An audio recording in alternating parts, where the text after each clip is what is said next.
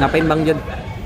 Ya, hari ini syukur pada Allah Subhanahu wa Ta'ala, saya berkurban di pondok pesantren yang sangat punya nilai sejarah dalam hidup saya.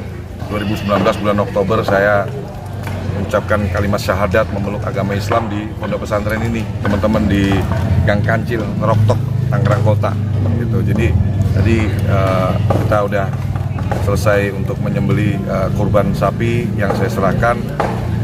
Alhamdulillah tahun ini beratnya lebih besar, yaitu 1 ton 9 kilo, dan ini pondok pesantren yang punya nilai histori yang sangat luar biasa. Dan hari ini saya pakai baju koko, ini adalah baju koko yang saya gunakan di tahun 2019 bulan Oktober waktu saya syahadat mualaf. Ini baju koko ini, jadi usia baju koko ini udah 5 tahun, hampir 5 tahun lah, besok Oktober gitu. Artinya pesantren ini punya sejarah tersendiri untuk sangat. Dulu saya di depan gerbang itu mau masuk ragu-ragu dianterin calon mertua saya nanya terus sama calon istri saya waktu itu kan, saya bilang ini gimana, nggak megang duit sama sekali gitu kan, nanti ngasih ustadznya gimana. Terus dari orangnya ustadz, karena tahu saya udah datang, nyamperin, saya takut mau masuk nanti nggak ada duit saya, loh nggak. Terus dibawa ke kiai bilang, loh kamu mualaf, antum tuh nggak usah ngasih apa-apa, justru saya yang bisa ngongkosin kamu dan lain-lain gitu. Terus pas mualaf, pas ngucap syahadat, selesai kita sholat berjamaah, terus saya duduk di samping kiai, nggak boleh jauh-jauh, langsung ditarik tangan saya. Nggak lama itu gerbang kan tadinya tertutup, nah tiba-tiba kebuka, nggak ada janjian juga. Saya tanya, itu ada ngakikain anak, motong kambing, nasi kebuli, terus bawa nasi kebuli. Jadi itu seumur hidup saya baru makan nasi kebuli tahun 2019 bulan Oktober, tahu rasanya enaknya. Lalu Pak Kiai pertama kali melihat Bang Jon ini menjadi mualaf, gimana Pak Kiai melihat ada wajah-wajah benar ketulus? Yang pasti gini, bahwa Bang Jon ini datang persis Kamis sore. Bagaimana biasa kalau malam Jumat ini sama santri kita zikir, sholawat, baca maulid. Nah, Bang Jon ini datang minta bimbingan syahadat.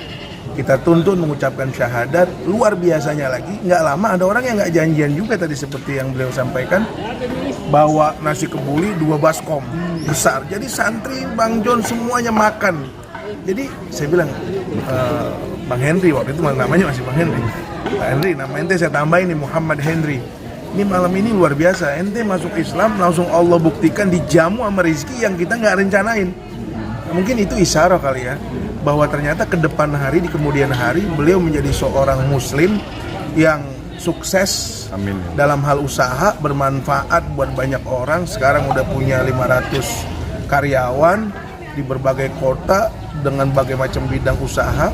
Hari ini beliau nggak melupakan kita dan teman-teman, anak-anak kita, berkurban dengan sapi yang besar 1 ton ya.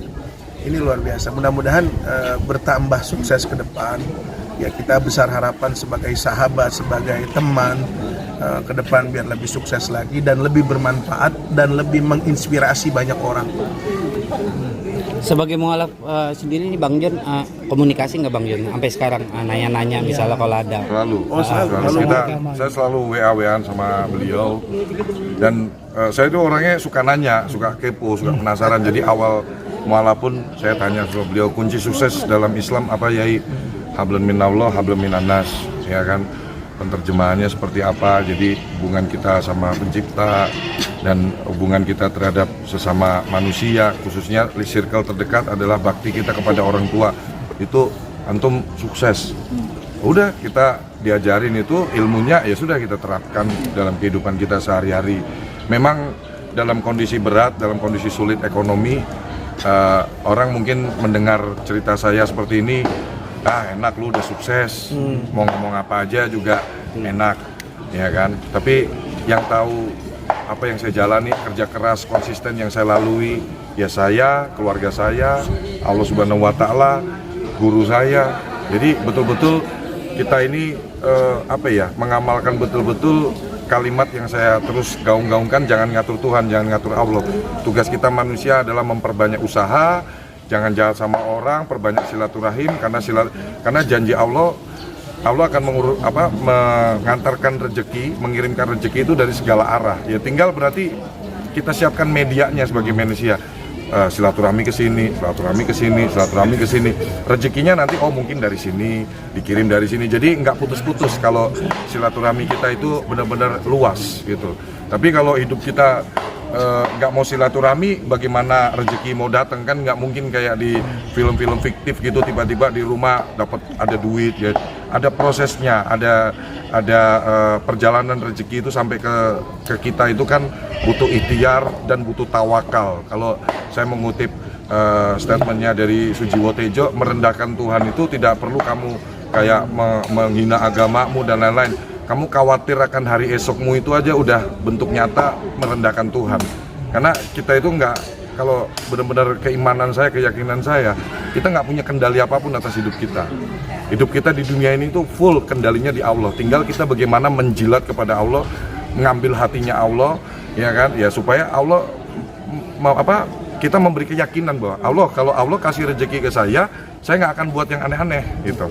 Saya akan bagikan ke orang lain. Itu aja sih. Untuk kita memberi keyakinan kepada pencipta kita bahwa kalau rezeki disalurkan ke kita, insya Allah kita akan jadikan untuk manfaat banyak orang. Dan itu yang saya praktekkan dari rezeki kecil, teman-teman. Dari saya mulai gaji 4 juta, saya setia dengan bersedekah, ngelihat orang. Memang jujur, jangan dilihat casing saya ya. Saya tuh hatinya tuh rinto banget kalau ngelihat, mohon maaf, orang di pinggir jalan sakit kusta itu. Saya selalu dalam kondisi uang saya berapapun, saya kepengennya ngasih aja. Dulu zaman gaji saya masih kecil, 4 juta, 2020 saya baru kerja itu, ketemu orang di jalan ya saya kasih ya.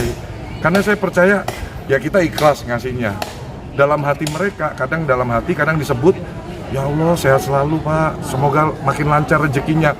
Ya mungkin posisi saya percaya titik saya hari ini adalah doa-doa orang yang dibantu, mungkin orang tua saya ulurkan tangan dengan ikhlas, nggak berharap apapun. Ya mungkin itulah yang membuat saya di titik hari ini. Jadi saya kepingin menginspirasi generasi muda. Ayo jangan kebanyakan ngeluh, banyakin kerja, banyakin usaha, sayangi orang tuamu, perbanyak teman, perluas jaringanmu, circlemu. Insya Allah kita bisa sukses bersama. Kiai, boleh tahu sedikit Kiai tentang perbedaan Bang John yang dulu pertama kali awal kemarin sampai sekarang ini kayaknya luar biasa sekarang ilmunya. Jadi gini, awal-awal beliau mulai sukses, beliau sempat bicara sama saya, Pak Kiai, gimana kalau saya ini orangnya nggak suka menampakkan kebaikan, ya kan? Pada dasarnya Bang John ini orang yang nggak senang dipuji-puji orang, nggak senang dia itu bersedekah kelihatan orang. Saya bilang nggak bisa, Bang John. Dunia atau masyarakat kita butuh role model, butuh orang, butuh inspirator, ya kan? Orang yang dulu pernah mengalami perihnya kehidupan, kemudian berlahan sukses dan sampai sebesar ini semua harus dinampakkan, ya kan? Bagaimana kiat-kiat suksesnya dan bagaimana setelah sukses. Makanya saya bilang patokan hidup ente itu satu ayat Quran aja. Wa amma bi ni'mati rabbika fahaddits. Kalau dapat nikmat, kau berikan kepada orang lain, kasih tahu kebaikan itu. Jadi memang sempat nanya sama saya bilang nggak apa-apa. Ya ente bikin podcast, ente bikin konten, ente lagi sedekah bantu orang.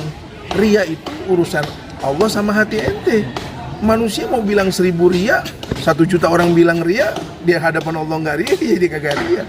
Tapi kan manfaatnya banyak banget. Orang jadi terinspirasi, yang tadinya down jadi semangat. Buktinya tuh ya John LBF tuh banyak banget yang datang kemari itu, banyak yang bertanya-tanya tentang kok bisa sesukses itu. Ya ente lihat aja kontennya sih. Jadi itu beliau mampu menempatkan diri pada posisi apa sedang Allah letakkan dia, tempatkan dia. Ya garis besarnya orang yang pandai bersyukur. Bang John, terakhir dong itu dari saya, makna kurban tahun ini seperti apa? Kembali lagi ke katakanlah ini titik awal seperti itu. Ya, jadi ini Idul Adha ini saya tungguin, saya selalu menanti karena itu tadi ini bentuk apa ya, momen sakral kita menunjukkan kepada pencipta kita dikasih rezeki, kita keluarkan untuk berkurban. Kita kalau boleh dibilang ya nominal harga sapi 4 ekor, ya kan, bahkan tadi ada mendadak ada tamu dari dulu mantan pengurus di sini, langsung ditodong saya. Di sana ditodong dalam hal yang baik ya. Di sana kurbannya masih kurang, Bang John.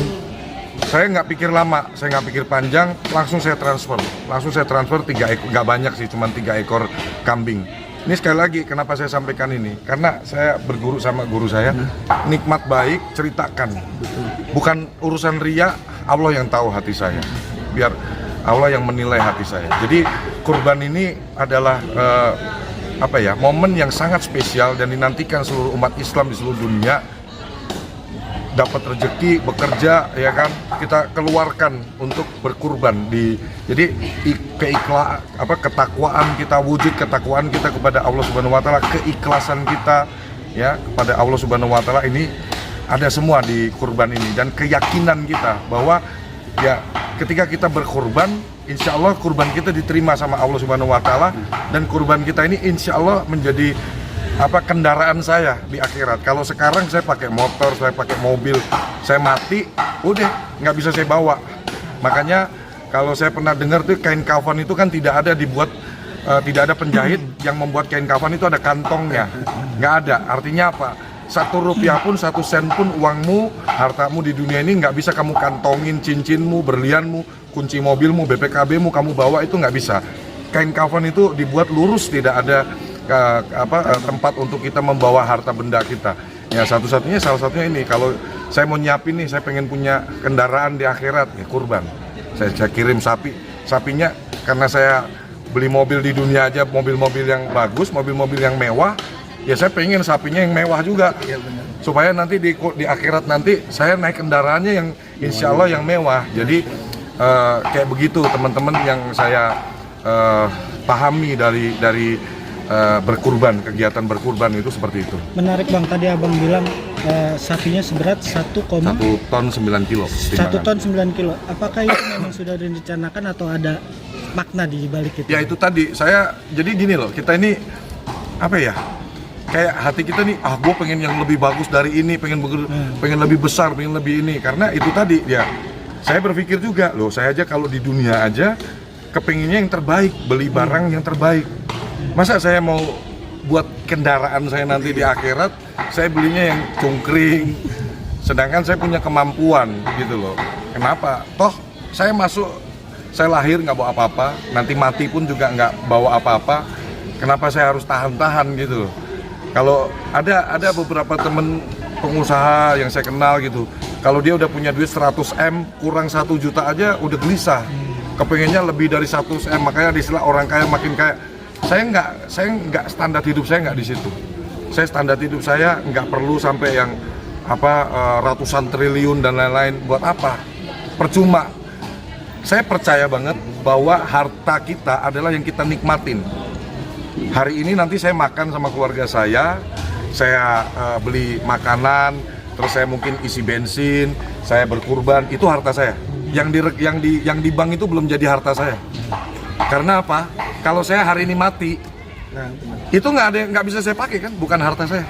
Kalau saya titip di bank, saya taruh di deposito, saya taruh di tanah, saya beli tanah, itu kan bukan harta saya. Belum saya nikmatin soalnya.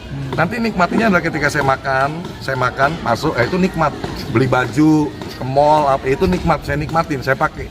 Kayak gitu. Jadi ya cuman kepengin apa yang saya miliki yang di dunia ini sementara yang dititipin Allah bisa menjadi manfaat untuk banyak orang. Memang pada prakteknya kita nggak bisa menyenangkan hati semua orang. Saya juga mohon maaf kalau mungkin ada netizen yang minta bantuan, saya belum bisa bantu.